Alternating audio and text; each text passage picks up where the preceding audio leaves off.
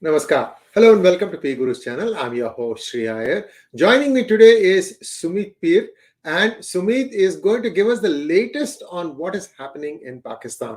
Remember that Imran Khan was produced in front of the Supreme Court, which ruled in a certain way. Let's get all the latest update, and then we start going back to SCO where it is supposed to have begun. So let's welcome Sumit Peer. Sumit ji, namaskar and welcome to PGurus channel. Shri sir, namaskar to all, pranam to all, vanakkam to all, and sadhuvat to all. Thank you very much for the opportunity. Always a pleasure to be here. Sumit ji, take it away. आज क्या हुआ? इससे पहले क्या हुआ था? From SCO. So you have two or three things. Take it away, sir.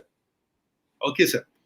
First of all, namaskar and pranam to all. What we see today, the latest developments are that after the High Court gave the remand of Imran Khan Niazi for 8 days, we were thinking that the story of Imran Khan Niazi is over. Because the game plan was within 8 days, you try to calm down whole of Punjab, you try to calm down KPK, Balochistan and Sindh was moreover peaceful. And within 8 days, if you can hold the fort, eventually Imran Khan's aura will die and he will be history. Then you will see how to handle Imran Khan at a later stage. You will make him what we call in Hindi mein, chalti firti lash or walking dead.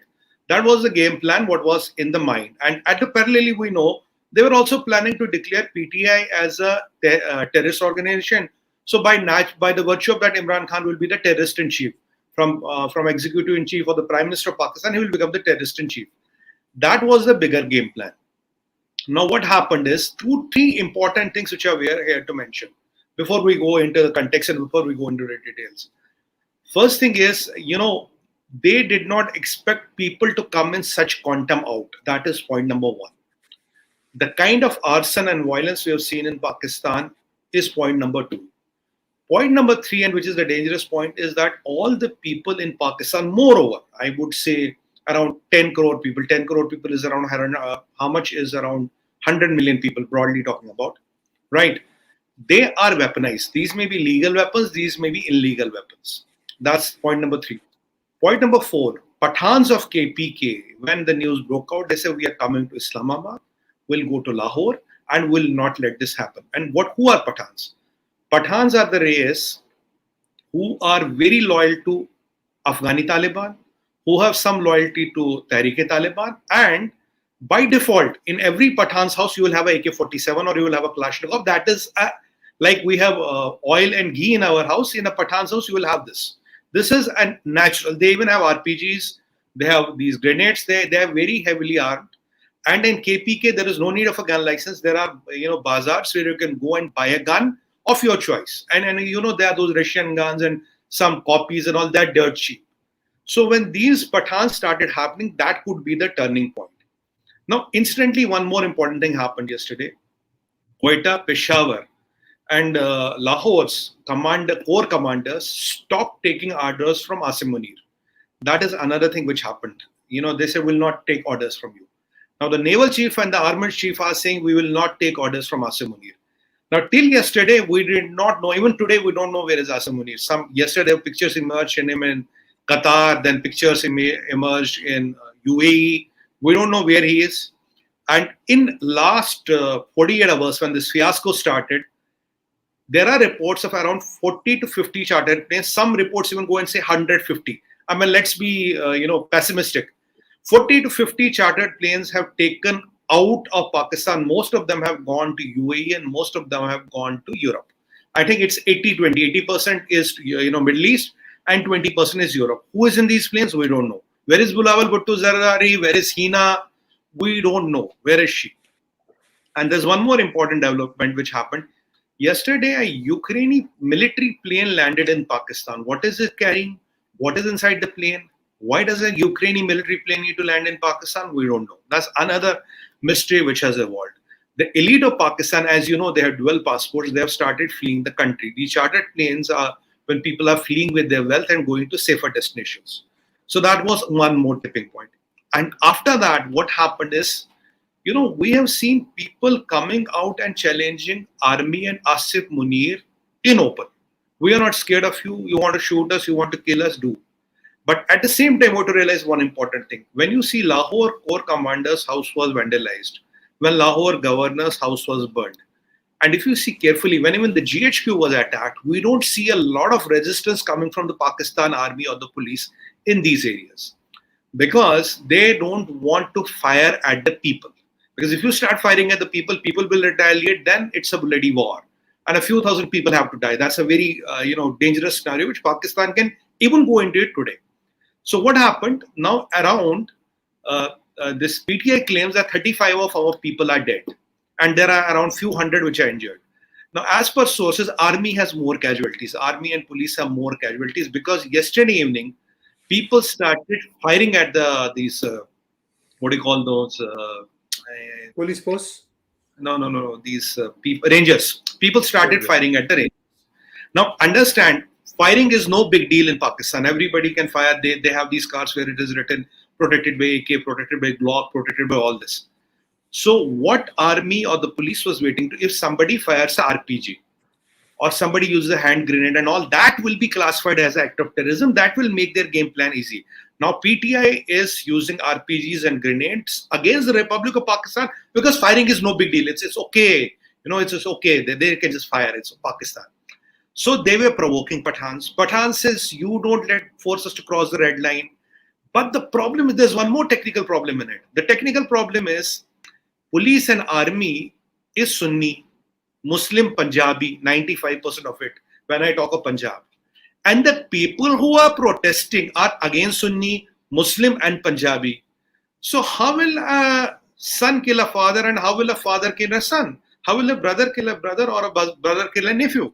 So that was the technical reason where army went wrong, where they went wrong. So army realized that things are getting out of control, elite are leaving, we can retain the power, but there will be a lot of bloodshed. Are we prepared for that? Are we willing to do that? That is the call they were saying. And after this disgruntlement in the ranks of army, that was a very, very important tipping point. And let's not forget, who's number two? Shamshad Mirza. Shamshad Mirza is an Imran Khan man. We know that. Everybody knows that. There is no secret. Even this Justice Umar, the Chief Justice of Pakistan Supreme Court, is an Imran Khan's man. We also know that. So with all those things happening and all, now they are worried how to control the situation, how to handle. In smaller towns, you could control, but these Pathans arriving in Islamabad, which we have seen videos with their AKs and RPGs and those propelled launchers and all, I don't know what the hell they're carrying, but they're carrying a lot of arsenal. And it is not simple guns only. Now the things became out of control. So they went into this firefighting mode. So what happens after that? In the firefighting mode, Maryam Aurangzeb, the Information Broadcasting Minister of Pakistan, suddenly comes on the PTV and is threatening the judges and the Justice of Pakistan.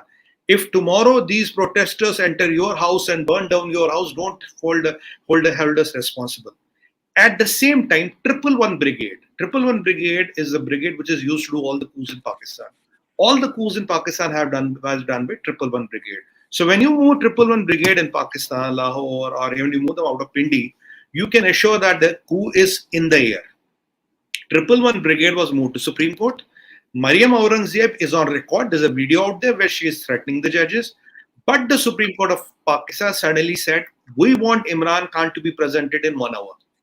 Now, these people went into hustle. So what did they do? Maryam Aurangzeb coming and threatening the judges, and 111 Brigade was moved out. So when Imran Khan enters the Supreme Court, and the Justice Umar is his guy, so the Chief Justice of Pakistan, he says, look, I was beaten up, I was beaten with batons, I have not given anything to eat, they're trying to kill me and all that. This happened, that happened, here I was wait, here was hurt. So all the crybaby was crying, which is okay.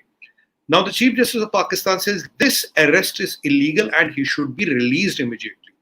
Now here there's again catch. Now what do the Rangers say? At the board gates of Supreme Court, we have our vehicles parked. So sir, we need to send him to the guest house because tomorrow he needs to go to the High Court, and High Court has to do the paperwork of his bail and all because the decision has been reversed. Now here is where the trouble starts. This is not the end. This is the beginning of a bigger fiasco to come. Now, what are the things we are looking at? We're looking at a couple of scenarios. Scenario number one, army is looking mumble and minions because you could not hold Imran Khan up to 48 hours also. Still, Imran Khan is calling the shots. That's point number two. Now, what happens?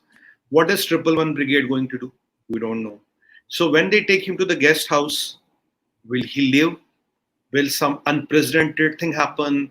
Will somebody attack the guest house? Will there be a fire? Well, Pakistan, everything is possible. Yahya Khan, Zia-ul Haq, Zulfikar Ali Bhutto, Benazir Ali Bhutto, and couple of failed assassination attempts of Musharraf. Anything can happen in Pakistan.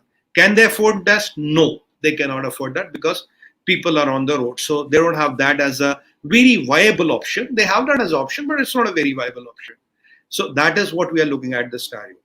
Now, tomorrow will he be released? Will they still do some entanglement of the paperwork and all?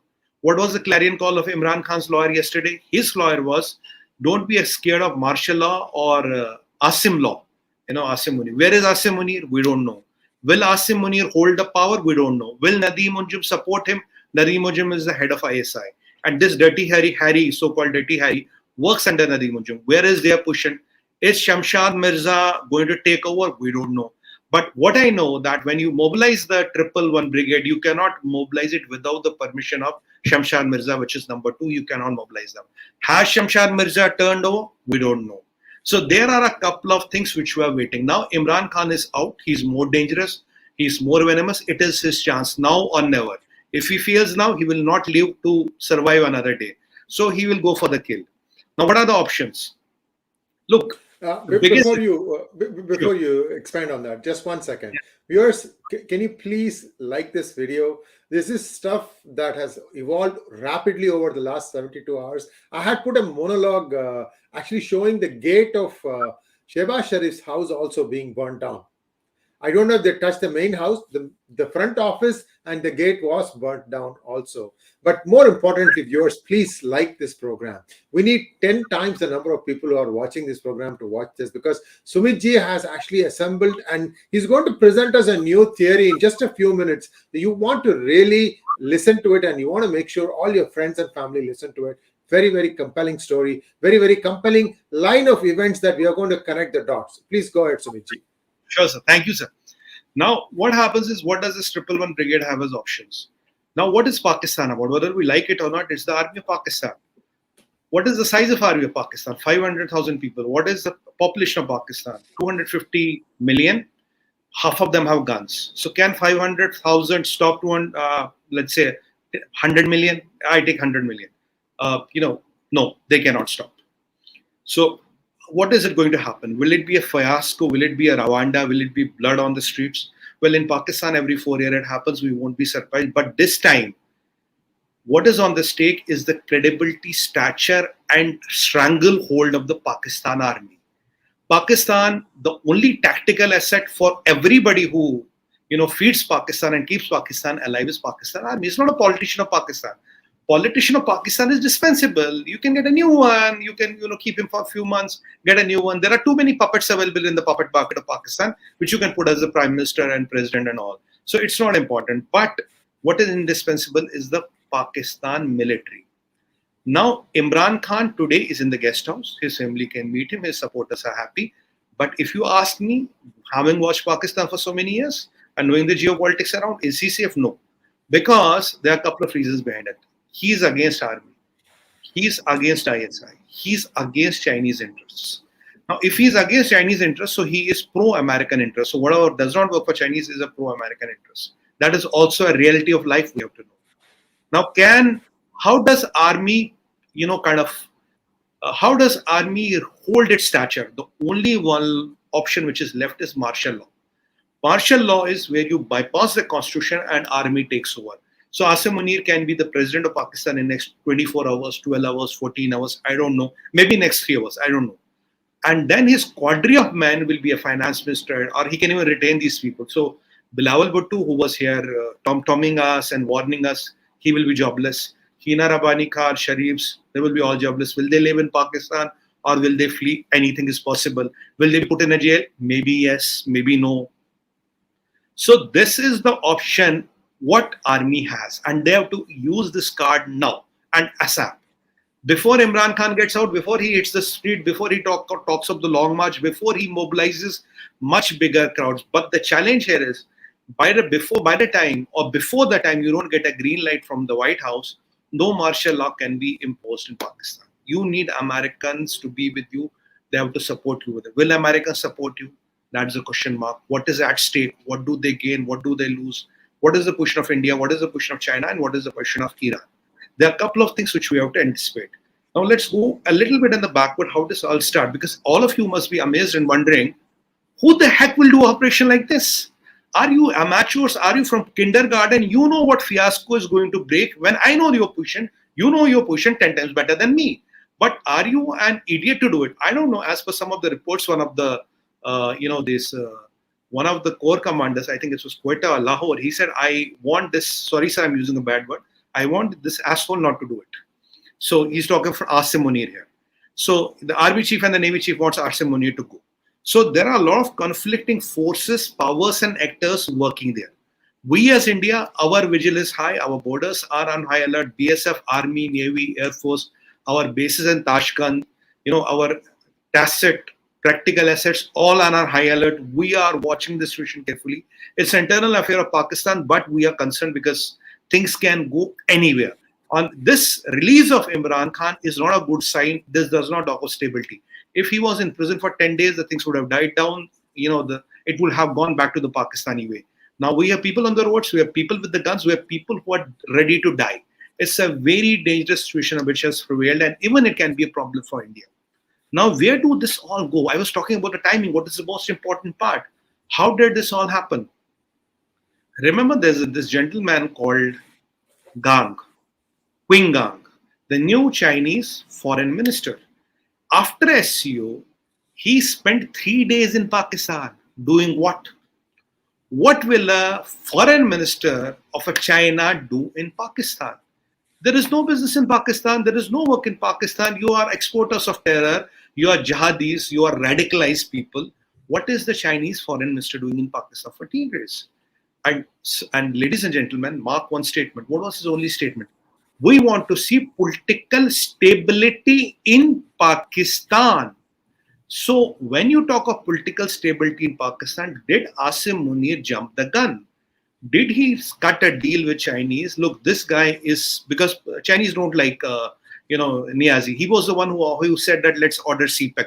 Let's see what Pakistan has got from the CPEC. Why is CPEC important from Pakistan? What is the carrot China dangled to Pakistan? 58 billion real link. It's a new carrot. And practically it will never see the light of the day, but they dangled that carrot. And Zardari was talking about tie-ups, friendship, brothers and all that. So did Asim Munir cut a deal with Gang? Look, buddy, I need to get this guy under control. We will need cover fire at a diplomatic stage internationally. We will make sure that India doesn't intervene.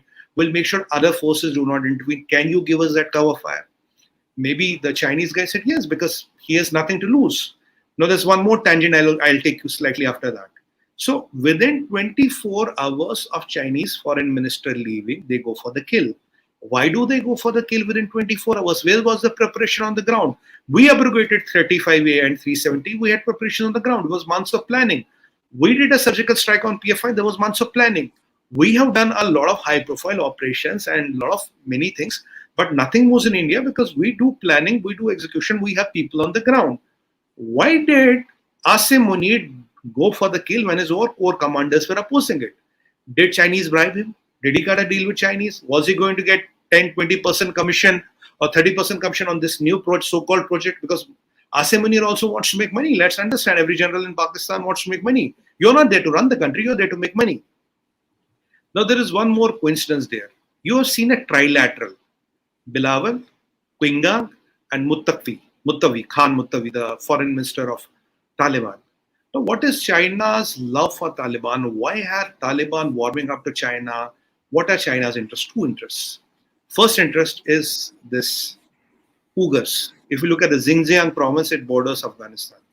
Chinese are always worried that if these Talibans come after us in Xinjiang, and if Uyghurs turn around, and that's the Muslim card which they can play, it will be very difficult to control them because they are ready to die and they will get 72 versions up there and they will get alcohol, they will get honey and they will get milk and everything. So they don't mind dying. You see, Afghanistan is a country where the birth rate is highest after Africa. Every average Afghan woman bears 5 children in her lifetime. Those are life expectancy is less. But I will give you data which you will be surprised. Afghanistan is a country of dying. Do you know what is the death rate? 13.5, which is one of the highest in the world. So it's a country where people die more than what they are born. 2.5, 3.5 are born who survive, and 13.5 die. So the population is shrinking. So that is reason number one. Reason number two, main important economically, because geopolitics on this is economics in it. Nothing works without economics. You can't see economics and geopolitics separately. We have discovered lithium, India, in Rajasthan, and the quantum of reserves is much higher. I told you in one of our previous interactions, we are digging at 18 places. There's a very high probability we'll find lithium. Now, this lithium is, as per the information in the open media, this only Rajasthan one will take care of 80% of our needs. Lithium is the wild gold. Lithium means EVs, lithium means Panasonic, lithium means lithium refining, lithium means neon batteries, lithium means a revolution, and lithium means semiconductor, lot of things. Today, lithium is controlled by China. Refining happens in China. Tesla had to go to China because China somehow controls the lithium and the lithium mines in the world. Now, this change of lithium, two things have happened. One, China and a lot of people are worried. Secondly, even if you see once we found lithium in J&K, I'm just diverting a little bit for 30 seconds, you have seen the rise of insurgency in J&K, in Jammu area, which was initially in Kashmir.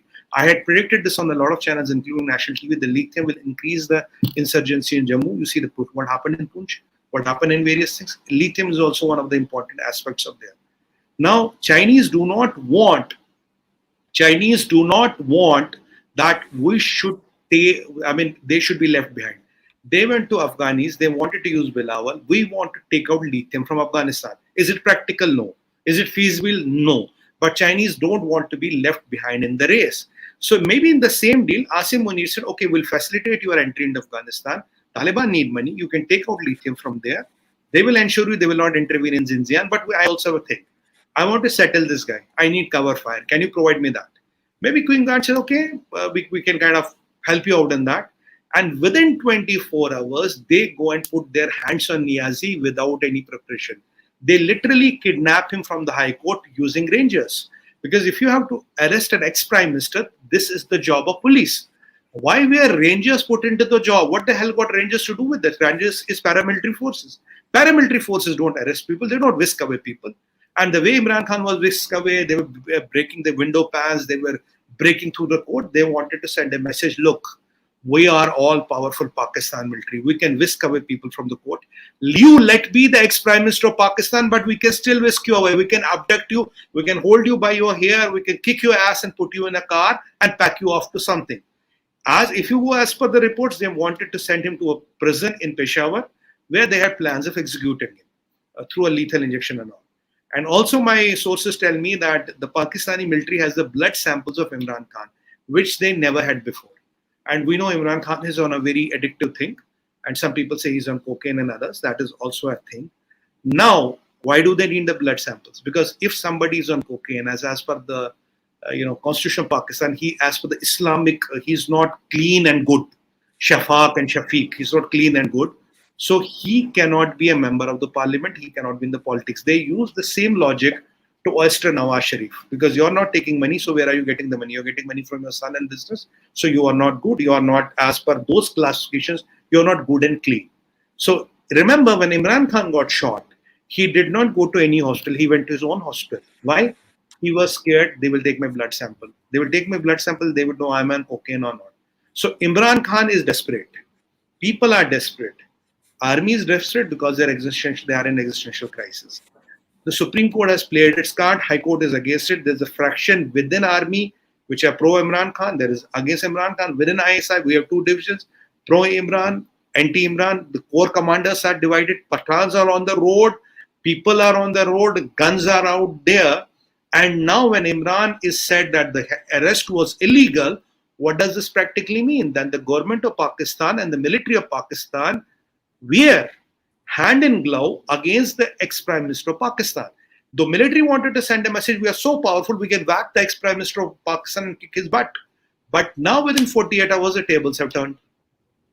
So with all this fiasco going on in Pakistan, with the Chinese intervention, which I think happened, I guess I cannot confirm because I'm not Bilawal to confirm or deny, but I think Chinese have a role in this play.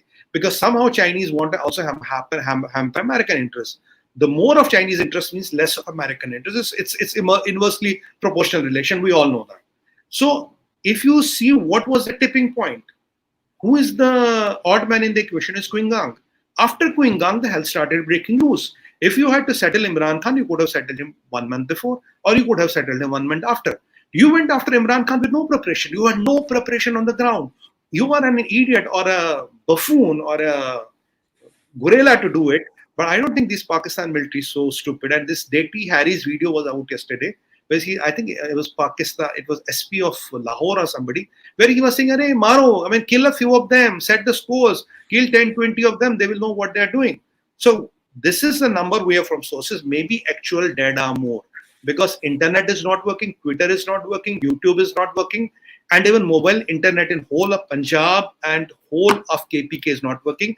In Sindh and Balochistan, it is working, but all these things are bad. What is happening in Pakistan? Imran Khan coming out, his blood is given with the establishment. He has everything to lose. They may kill him. He has everything to go lose. He will go for the kill. Pakistan's army has to prove its stature and hold to its power and money. They will go for the kill.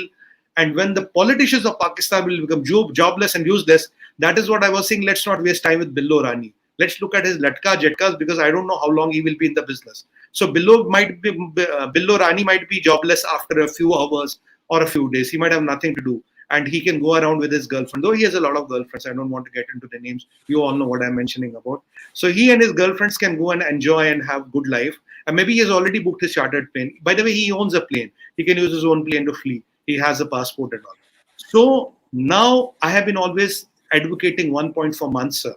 Shri sir, I said Pakistan will break. Uska Shri Ganesh ho gaya. The Shri Ganesh has happened. Will it happen with or without bloodshed? You can pull any of my videos. I've been always reiterating 2 points. It is going to happen 101%. Will it happen with or without bloodshed? Now, the way things are going, we might be looking at a big time bloodshed. Unless and until, this martial law is there, because Imran Khan has 120 FIRs against him. They use one more FIR, they get him into the docks, they remove the Chief Justice, they dismiss the government, and they are able to control the situation, because Pakistan's only asset or only liability or only thing what they have to offer to the world is the army. So will army give in? Will army back down? Or will army find a way to retain itself? That is a question which we all will be watching. If the guns start going loose, if Pathans go on rampage, and we know what Pathans are. By the way, we also have one Pathan here. We can send him there. So that's a fake Pathan though. Fake one, na? Farji Pathan. Well, I also heard that Pathan has a Pakistani passport. Maybe possible. I mean, relatives are in Pakistan for sure. Relatives are in Pakistan. Even the uncle is in Pakistan, and some of the relatives are even related to these Pashtun organizations and Taliban and all. That's why sometimes some countries do a cavity checking for a very particular person. So so they are not Johnnies who do cavity checking all the time. They have their own reasons. They will have their own reasons to do it. But so this is where the situation is. It is volatile. Imran Khan getting acquainted and saying his arrest is illegal. He will go for the kill. Asim Munir has to go for the kill. Nadeem Anjum has to decide. Shamshan Mirza has to decide. Shahbaz Sharif has to decide. Billo has to decide. Hina has to decide. So a lot of people are deciding, and the person with gun has to decide on the both sides. You might be a ranger, you might be a Pathan. If guns start going wild, and if RPGs get into the business, we are talking a few thousand people dead. I have hope and pray we don't get that, because as humans, as humanity, we don't want that to happen. But we are in a very difficult situation. And let me make 2 important points here. A lot of people ask me this question: what is the India's position going to be? Look, Pakistan is in a perpetual state of breakup. All the provinces of Pakistan are asking or demanding freedom. Let it be Punjab, Balochistan, Sindh, KPK, they are all demanding for freedom. You have people fighting amongst yourself. Pakistan is 99% of Muslims, and here Muslims are killing each other. So in 99% of the Muslims are not safe with other Muslims. So this Muslim is killing other Muslim. And with all those fiascos going on, and in Pakistan, every 4 years we have such a problem. It's not for the first time it has happened. It has happened every 4 years we have such a problem. I would request and I would appeal, whoever is in control in Pakistan, if you have to prove your honor, if you have to prove your loyalty and commitment to the world community, you should surrender your nuclear weapons to International Atomic Agency, UN or United States of America immediately. That is the first thing you will do. And when it comes to GB, PoJK, we are ready to take this 5 million people and even 5 million minorities of Pakistan. India stands ready to take them. We are all prepared. We don't want bloodbath. We don't want fiasco. We want our PoJK and GB back. We are ready to take those nationals and we are ready to take those minorities, because minority streets are now will not be safe in Pakistan. Things can go west and they can be just slaughtered or massacred. There is nothing called as I want to ask that journalist which we discussed last day. Where the hell is she hiding? What about the so-called eminent Muslim genocide of 200 Muslims in India? And when Muslims are killing Muslims in Pakistan, there's a genocide happening. People are out in the guns. Everybody, the whole cabal is silent. The whole ecosystem is silent. Why is so? Hindi mein kahawat hai, itna sannata kyun hai bhai? Why there is so much of silence in the air? Is it the silence before the tempest? What the hell is happening? That exposes them today. So today, in such issues, they will be silent. They will not utter a word. They will not utter a problem. But now minorities have a very difficult life in Pakistan because, sir, the kind of quantum of violence we are talking, there is no money. Everybody is looted gone Pakistan. We have 20 people or 200 people dying for a bag of weed. We have these guns out and anarchy. People are burning. Yesterday, somebody was stealing peacocks and pigeons from the Corps commander's house. He said, somebody asked, what is this? He says, it's a peacock. So why are you stealing it? Oh, it's property of people of Pakistan. Somebody was stealing strawberries. And somebody even went with a cooked dish of meat and some green vegetables. He said, I could only find this, so I walked away with this.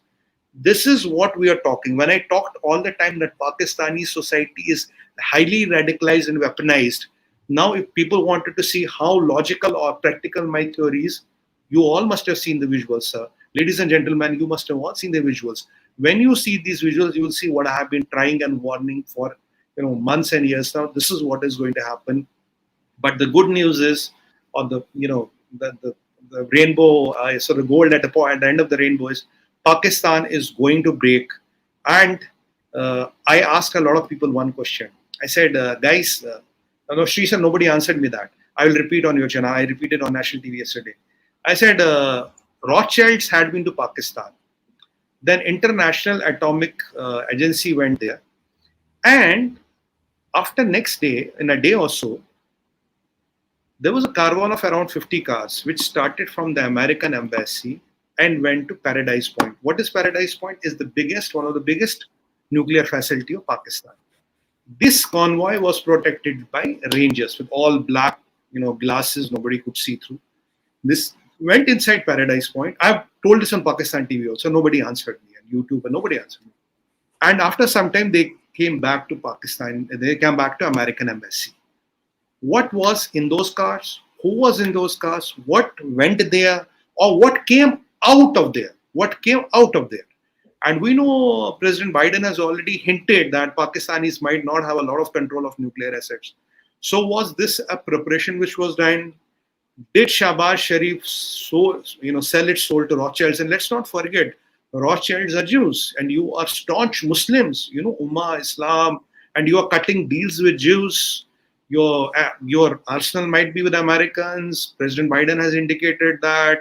Now you are selling your half part of the soul to Chinese. So you have sold your liberty, you have sold your woman, you have sold your land, you have given everything to it. So what are you up to selling? Who is selling whom and who is selling what in Pakistan? And the biggest misery of the world and our times is, which I want to appeal to all the liberals, human rights, and the people who run the cottage industry. Why 99% of the Muslims of Pakistan are not safe within Pakistan? Why 99% of the Muslims of Pakistan are killing each other? Why one Muslim is killing each other? And why more Muslims which live in India than Pakistan are safe and prospering in India, and Muslims are killing each other in Pakistan? This is the answer. The cabal has to answer. The human rights lobby has to answer. These fake journalists have to answer, and these fake rating agencies have to answer. The day you have answer, you know where to find me. Do let me know. I'll be very happy to, get enlightened, sir. Thank you so much, Sumit. I have two questions. These are more of, this is just a tweet, very interesting tweet. Somebody wants to complain about Indian Prime Minister and Indian intelligence agency who are spreading chaos and terrorism in my country, Pakistan. What can I say? A very humorous response also from Delhi police. But my two small questions. One was that Imran Khan was running down the United States too when he was about to be displaced as the prime minister. At that time, Bajwa had rushed to US, and he stayed there for 10 days or something like that. I don't know what exactly happened. And so Bajwa may have been again trying to say, nahi, nahi, nahi, sab kuch nahi hone wala hai, bolne wala hai aur kuch nahi. So is this something like where Imran will now quieten down against Pakistan, against America? Because he has been spewing venom on America too. She said, my assessment on that, you see, you cannot open a front with all the people. You cannot fight with all the people. I think who sold or traded of Imran Khan, you see, somebody sold this, what was his name? Ayman al-Zawahiri. The drone which killed him went from Pakistan airstrip or went over Pakistan airspace. Something happened. Because technically the drones cannot fly so far, right? So somebody sold Zawahiri and somebody got rich. So I believe when I look at join the dots, who sold Imran Khan? Imran Khan was sold by Asim Munir, and Chinese paid the price. Chinese promised him something, Chinese promised him, and Chinese corrupting the system is very common. It's not, it's not uncommon. It has not happened in the world. Even they try to corrupt all the people in the United States. They will try their hands on India. They will try their hands everywhere because Chinese believe in corrupting. So now if Niazi survives, he may understand that rather than these, it is better to suck up to Americans. Sorry to use a bad word. It's better to suck up to Americans because, you see, I told them once on one of their interviews, I said, look, you befooled Americans for 70 years. You got rich, you got money, you got F-16s, you got a lot of things from Americans. But they never wanted your land, they never wanted your ladies, they never wanted your legitimacy. You tried to play a tango with Chinese for the last 3 years. You lost your land, ladies, and legitimacy. And you lost all the three. So if you have to suck up, sorry again, go and find a better player. Americans will use you for their geopolitical interests, but they don't want to enter your homes. They don't want to steal your wives. They don't want to steal your data. They don't want to economically enslave you. So when their job is done, they will stop paying you money and you have to live with it. You have to, So if you want to choose between America and China, you better choose America because at least, they are democracy. There's a rule of law which prevails. They are a liberalized society. But with Chinese, what they have done to Uyghurs, your future generations will be number two. And I want to bring one important point here. So in next 40 years, China's population is shrinking already. Next 40 years, the population will be 800 million. Now, the male-female ratio is 66-34, because of one-child policy, all males, no females. That's why they are taking Pakistani girls. Point number 3 is, in 40 years, the China's maiden age right now is 12 years higher than India. They're around 40-41. In next 40 years, their maiden age will be 52-53. Who will work in Who will work for Chinese? There is no workforce. But the fertility rate of Pakistanis is 3.4. Exactly in next 20 years, they will double the population. In 40 years, they will have all young blood, 20-year-old, boys and girls ready. So where will these boys and girls go? So it is economic slavery of Chinese, which is a bigger game plan. Because China is not only looking for CPEC or OPEC or DPEC or MEPEC. Sorry, there's nothing called OPEC, DPEC or MEPEC. But China is looking at economic slavery. Today, slavery is not possible. How to economically enslave Pakistan and how to capitalize on the future youth of Pakistan. That is what the China's bigger game plan is. I have told them several times. And your leaders are selling your future generations to Chinese, and you know what they have done to Uyghurs. You know what they have done to us. I mean, human slavery, organ trafficking, changing the DNA re-engineering, all kind of hack what you know and all kind of fish what you know, they have done to Uyghurs. So Chinese will not spare you. You are next in line if you want that to happen. And if you want your children to go through that, Uyghurs is a case study, Tibet is a case study, more than welcome, go and do that. That is what they will happen. So Imran Khan might now not act stupid. He might want to have good relations with the United States of America, because that is the only way to have a bit of a cozy relation with India and also counter the Chinese, which have entrenched in your system, which have literally enslaved you. And, you can also balance a little bit with Russians, but Russians don't need Pakistan for anything in a practical sense. Because after Unrest ST is operational and working, she said, you can reach Afghanistan minus Pakistan. Right, and we are already talking of a railing between United States to India, that with this rail and ship and road link, which is a new thing which is on the town where Ajit was meeting Saudis and all. So alternatives are being worked out. So in logical state of things, they have to get rid of Chinese. They don't have to worry too much about Americans, because Americans are not going to do their and change arranging their DNA, which Chinese for 101% sure will do, are doing, and definitely will do with you. That was my take on that, sir. Sumitji, did I hear you say that for every one woman in China, there are two men? That's a horrific number. Yeah. So now, as per the new census which is out, or the records which is out, because nothing will come out officially, because this one-child policy has been able to control the population. But in Chinese villages, towns, and all, they have this fascination for the male child, boy. So they would abort. They would female infanticide. Yeah. Yeah. They will abort if they find a girl and all. Now the ratio has gone as bad. I'll give a few statistics here. As bad as 66-34. Or you can say worst case 60-40 bad. So that is almost 1:3 broadly speaking here and there. That is right. So that is why they've been hunting for girls everywhere. Why are Chinese marrying in Africa? Chinese are marrying in Pakistan. Chinese are marrying in Mexico. Wherever they are going, they are marrying. That's point number one. Point number two. Today in China, 67% of the females are working. 67, which is one of the highest in the world. But the problem is they are not producing children. Because for example, if a female is a manager, the amount of money she gets, and if you have a child, the cost of nanny and the cost of going to a school is more than your salary. So you don't want to have children. So that is why they are not producing children. So with this upset, that is why in next 40 years, it is predicted that the Chinese population will be only 800 million. And the average age would have touched 53, 54. So how will the Chinese economy run? And you have done a beautiful program. I saw that how Chinese GDP is fake and how do they make up the numbers. And you know, and the cumulative debt of China is $53 trillion today. $53 trillion, which is 55% of the global GDP. So things are pretty bad in China. They are not producing children. The one-child policy is a disaster. Average age is going up. Production is going up. They are starting factories in Mexico because of the vicinity to United States of America.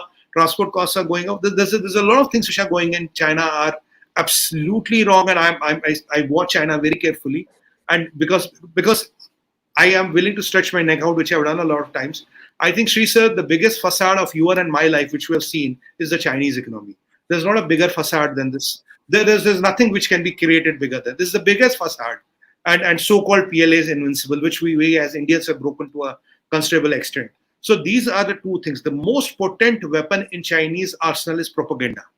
It is not the power, sir. It is propaganda. They always believe on propaganda. For them, another god is Joseph Goebbels, Hitler's propaganda minister. And Shinzo told them the same what Goebbels practiced. So Goebbels and Shinzo are the two, idols where they work on, where they create the propaganda. So China is in trouble. So what is China looking at? Because why Pakistan?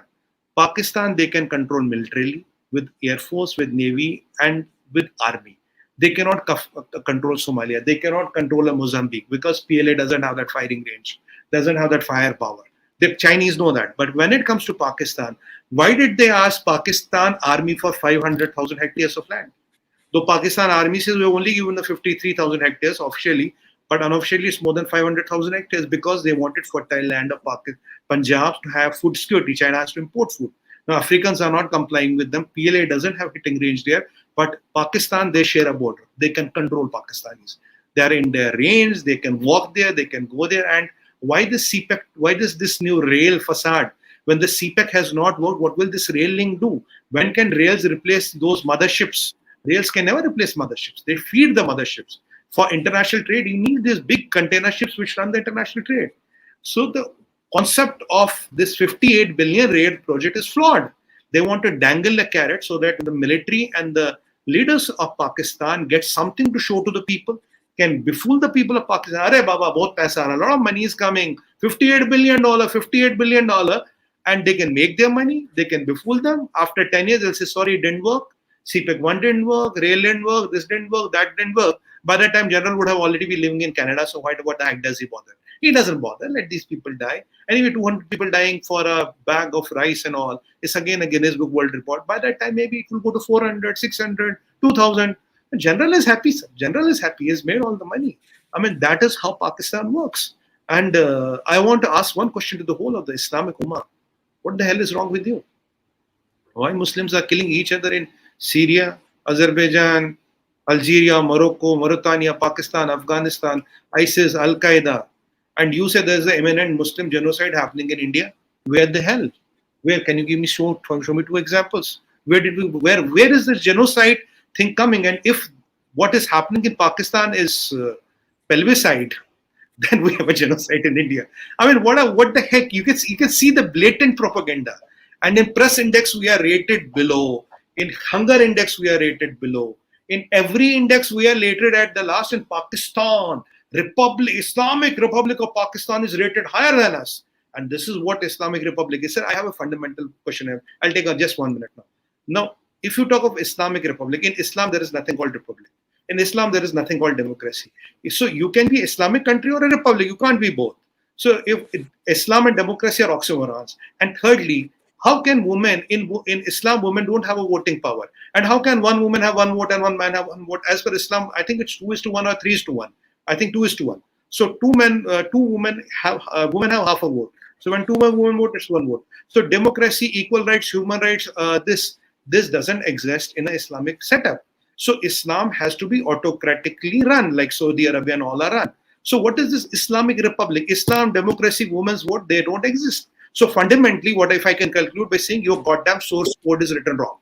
You have a flaw in your source code, go and find the flaw, apply the patch, try to correct it. Otherwise, your system will crash as it is crashing and we'll watch as we are watching. Coffee is good. I love you and good luck to you.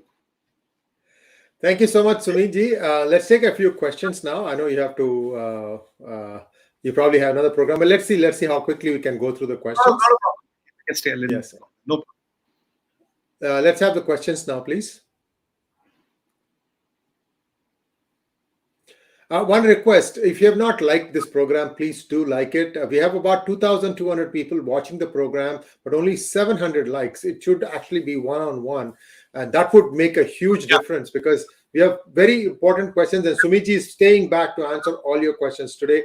Rahul Rathod wants to know why the world is not serious about denuclearization of Pakistan. Nobody's even talking about it. If the nukes are taken out from Pakistan, it will help solve the cross-border terrorism. Your thoughts on this, sir? Rahul ji, namaskaram. Sir, that is why I brought this Paradise Point issue on this channel, though this was a bit out of the topic. Yes. I have brought this on the national TV yesterday. I have brought this on the national TV a couple of times. Why? I even asked the Pakistanis on PTV. I asked on their YouTube channels what happened in Paradise Point. And nobody has answered me. So the point I'm trying to tell Rahul ji, maybe we are a safer world after what happened in Paradise Point.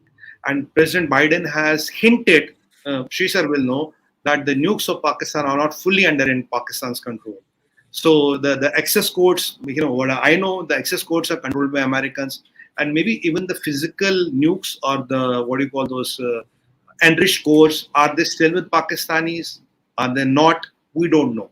I think something is being done around that, but this will be never announced, because if you announce it, we'll walk into Pakistan, we'll have a cup of tea there, and we'll put our flag there. So nobody is going to announce that, but this is the reality of life. So we might be safer after the Paradise Point incident. And remember one thing, Rathore sir, these rangers are guarding Quetta, Lahore, and other nuclear facilities and nuclear reactors. It is not we are without a purpose. But I have not seen a lot of deployments at Paradise Point. I have been checking through my sources also. Is there a lot of deployment at Paradise Point? There is not. Now the question is why so? Ji. Very good question, sir, and I think we'll get the answer soon enough. Shankar Kumar Chatterjee, thank you so much. Sir, do you agree that IK's arrest was a disaster and his release will prove to be a calamity? Shankar sir, namaskaram. I completely agree and concur with you, sir, because it was done in a hurry. It was unplanned. It was the whole elements of the military and the government were not it. Your number 2 is not with you. ISI is with not you. Your core commanders are not with you. Half of your army is not with you. That's why I brought in the Chinese angle. What triggered? Did Asim Munir get paid by Chinese? Did Sharif get paid by Chinese? Did Billo get paid by Chinese? So Chinese have cut some deal somewhere. What was the Chinese foreign minister doing there in 3 days? What will you do in a country like Pakistan for 3 days? What the hell you have to decide? Talk to them. Your trilateral can happen in 2 hours. You have to throw money to Talibanis. They will let you take lithium till the time their head doesn't turn. The day their head turns, they don't give a shit to money. They can go, they're crazy, they can go to any extent. So the problem here is that Imran Khan's release is a calamity because, sir, it is a now or never for him. The situation is now or never. Abhi karo ya kabhi mat karo. It's now or never. That's the problem. He's in an One question. existential. Yeah, one follow-up question on lithium. If my memory serves me correctly, Bajwa made a huge deal wherein he assigned the mining of RIKODYK mines in western Balochistan with Pakistan, with a company based out of Canada. But if you look into the investment of that Canadian company, it points to Chinese. So the bigger question there is the CPEC done up until Quetta? Because from Quetta, RIKODYK is another 200 kilometers west. Somehow, let us say they cobble that road. How realistic is this? Sir, Sri sir, in my opinion, these are quick or shortcut ways to make money. Lithium is only in Afghanistan. There is no lithium in Pakistan. That's point number one. Second thing, even if you remember, there was one Chinese company who put some $2 billion 10 years back to mine something in Afghanistan. They have not even been able to take out a stone from there. Right. So the resources are quite down there. Infrastructure, machinery, safety, security. There are tribes there. Today, what is Taliban? Taliban is an international consortium of jihad. There are 18, 19 organizations inside there. ISIS is there. Who has ISIS guaranteed you anything? Has ISIS-K guaranteed you anything? The TTP and ISIS-K are fighting at various points with them, each other. So there are a lot of fractions and frictions within this. So it's not easy to mine. But Chinese want to show the world they are ahead in the game. They don't want to give a lead that anybody is ahead in the game. They have been telling the world, we control lithium, we control EV, and because of EVs, we are going to be the number one economy. It's about the perception, sir. It's about the propaganda. And as far as the CPEC is concerned, to best of my knowledge, after the floods, everything about CPEC is washed away. There's nothing called a CPEC. It's gone. If there was a CPEC, why would Chinese propose a new 58 billion rail link? They would have. Why would they propose? It doesn't make logical sense. And sir, is Chabahar working? Gwadar. Is Gwadar working? No, Gwadar is not working. There are something which is happening at Gwadar. But have you seen one shipment go through Gwadar and reach somewhere? While as we have already moved wheat to Afghanistan through Chabahar. Right? We have done it. So that means it is working. So while if you look at Gwadar, nothing. Have you seen any shipment go through? If Gwadar would have been working, there are two things I want to bring to your consideration. One is there's an ammunition dump Chinese have made near Gwadar. I don't know what is the quantum of ammunition there. Is it filled or not filled? Chinese had told that we'll move 1 million Chinese to Gwadar. I don't know to do DNA engineering possibly. But these million Chinese have not been moved. Now, after the current fiasco, will China dare to move its people into Pakistan? Answer is no. Because if these Pathans and if all these radicals come after you, and with China's track history of winning wars where you got whacked by Vietnam 44 years back, and the same old general is the general of the Central Command, maybe he's changed in the last few days, I don't know. So Chinese track record with wars is pretty bad. So will Chinese dare to put its people on the ground? Will you send 1 million people to Gwadar? Answer is hell no. So a lot of things have got destabilized. A lot of things have gone for a toss. And a lot of things will now depend who survives. Is it Sharifs? Is it Niazi? Is it the army? Ultimately, which of the three survives and with whose patronage and support, that will determine the future course of things. See. Thank you, sir. Next question, please. Kartikeya Sharma, thank you so much. At this point in Pakistan, what is the most important to protect? Nuclear arsenal, double passport holders passage to airport, or Hafiz Saeed and his types? Sharmaji, namaskar. Sir, the most important thing, in my opinion, is nuclear assets. Because double passport is what they have chosen. They want the people and the rich and the elite to have a way out. Rich and the elite, and even I am told, as per some information, that they have contacted some of the these private aviation companies in India to send planes there to evacuate people. I don't know, is it 35 to 50 planes? Some reports even say 150 to 200 planes. If it is 200 planes, then even aviation companies from the foreign countries will be involved, because Pakistan doesn't have so many planes. They have 100, 200 chartered flights going out. Who is chartering the flights? Because who are double passports, who have the money. There was one chief minister of Punjab's son. He went to Spain. He paid around $200,000 to a chartered plane But I don't know, he could have gone in a first class in 1/100th of the cost. But what was the need of paying $200,000 to a chartered plane? The question is, what was he taking in that plane? It's not why did he need the plane. The question is, what was he taking in that plane with him? So these are also mysteries of Pakistan, which will unreveal in time. So dual passport is a privilege of rich and elite, which the generals want. So nobody will get that out. Hafiz Saeed will become an eventuality and a liability. So now it's a cost. Who will eliminate him, with his own people or the ISI? Because ISI also have a notorious track record. When people become liability to them, they eliminate them. And this is what ISI has done with a lot of assets. So why, when the Pakistan is breaking up and the Sri Ganesh has happened, what is the need of Hafiz Saeed then? He's a eating buffalo who gives no milk. Ustad Twituddin Khan Chanchad, thank you so much. Question for Sumit. Is India capable of stopping influx of Pakistanis through Punjab, Rajasthan and J&K borders should things go totally out of control?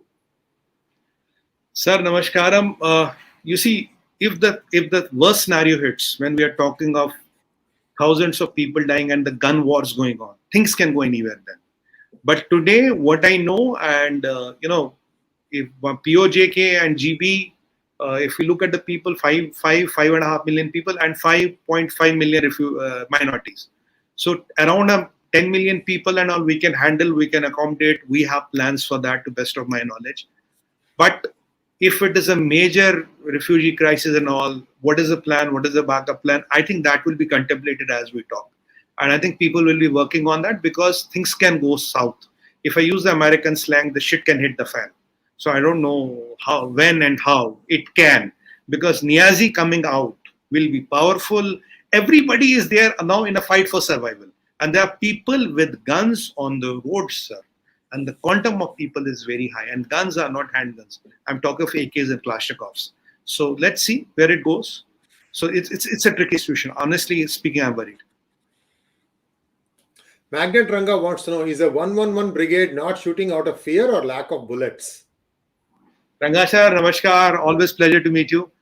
111 brigade is a brigade which is used for coups, sir. They don't shoot. They only do the coup, and then will be a press conference. Okay, General Asim Munir is the chief executive of Pakistan, or the head of state of Pakistan, or maybe Shamshad Mirza might become. Anything can happen in Pakistan. Coup is very easy. You have to move a brigade, surround the parliament. The politicians get the message, look, in this drama, your role is over. Director has decided to change the screenplay. Or director is a Pakistan army. The director has decided to change the screenplay. Your role is over. You go, enjoy, have coffee. We don't need you here anymore. And if you resist, you have so many case studies where people get mercilessly killed. Somebody comes and kills them. We don't know what happened.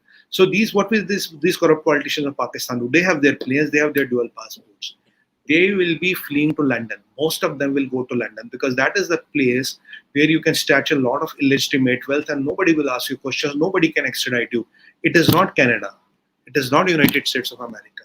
It is not a Chile. It is not a France. It is not a Germany. It is the United Kingdom, where that great coronation happened and where we have a new king. We have spoken about that. So all of them will be going to pay, dua salam to the king, and that is where the country, you can get away with all these things. So that is why, if you see Musharraf, London, Nawaz Sharif, London, Mehul Choksi, one Modi, another Modi, these all people. Why do Vijay Mallya, why do they all end up in London? Russian warlords, drug lords, child traffickers. Why everybody ends up in London? Because nobody can extradite you from London as long as you have money. So these people will have even a routes. They would have even taken clearance for their chartered planes. It's a matter of time. They will be given 7 hours, 10 hours to flee the country. Their money will be packed in bags. Their limos will be full of petrol, diesel, whichever they run on. And at a drop of hat, rangers will give them escort. They will go to the nearest airport. They will get in the plane. They will fly out, and with their bag and baggage, which will have all money, dollars, gold, what God only knows what they have. And they will live in London. And after that, you will see them given one statement here, one statement there, one statement here, one statement there. They will give a couple of interviews. They will go to nightclubs. They will have a lot of alcohol, have beer, and and those striptease clubs and all. So life will go on, and the people will keep on dying. A new general will come, and then a new general will replace him. That's how Pakistan works. And incidentally, no Prime Minister of Pakistan has been able to complete the complete tenure out of 22 or 23. Niazi is one of the ones who has a heavy run rate. 4.5 years in Pakistan is a heavy run rate. Usually people ask for 2.5 years. So he has lasted double the time. So only God knows what is his destiny now and how big is his lifeline. So even I don't know that, sir. Vijay Bhai, thank you so much. Will Afghanistan fall into China debt trap? Vijay Bhai, namaskar. Afghanistan can fall, but remember, Afghanistan is the land of Afghans, and when these Afghans get crazy, there's only one person who has been able to win Afghanistan, that who was Genghis Khan. And Genghis Khan was more brutal and more lethal than them. So these Chinese are no match to Afghans. It has been the graveyard of foreign armies. If Chinese try their luck, they will meet the same fate.